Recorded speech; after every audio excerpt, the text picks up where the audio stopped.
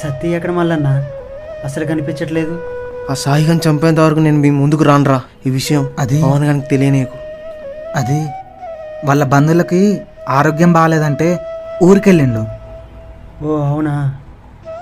సత్యకి ఈ విషయం తెలిస్తే తట్టుకుంటాడో లేదో. సరే మల్లన్న, నేను వెళ్ళొస్తా.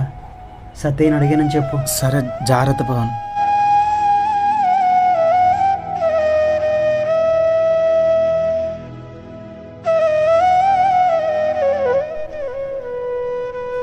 పవన్, ఎవరు? నేను బలరాముని. ఓ మీరా? ఏంటండి, మా మారుతి చనిపోయిన తర్వాత నేను ఎలా ఉన్నాను చూడడానికి వచ్చారా?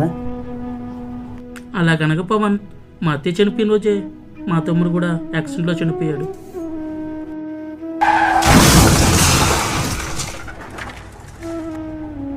చూసారా, దేవుడు ఉన్నాడండి.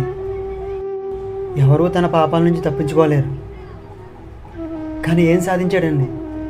తనకున్న కోపం, పగ వల్ల అభంశుభం తెలియని నా మారుతి చనిపోయాడండి.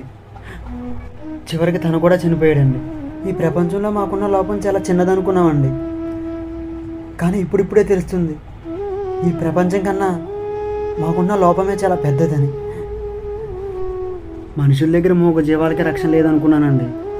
కానీ మాటరాని మోగోళ్ళకి, కళ్ళు లేని కబోదులకు కూడా ఈ లోకంలో రక్షణ లేదండి. ఇలాంటి జనాలకి ఎంత దూరంగా ఉంటే అంత మంచిది. ఇక నేను వెళ్ళొస్తా. సెలవు ఇప్పించండి. ఇప్పుడు నీ గమ్యం ఇటువైపు పవన్. బతుకు మీద ఆశ ఉన్న వాళ్ళకి గమ్యం ఉంటుంది, కానీ ప్రతి క్షణం బలవంతంగా బతుకుతున్న మాలాంటి వాళ్ళకి ఎలాంటి గమ్యం ఉండదండి. ఇక సెలవు ఇప్పించండి.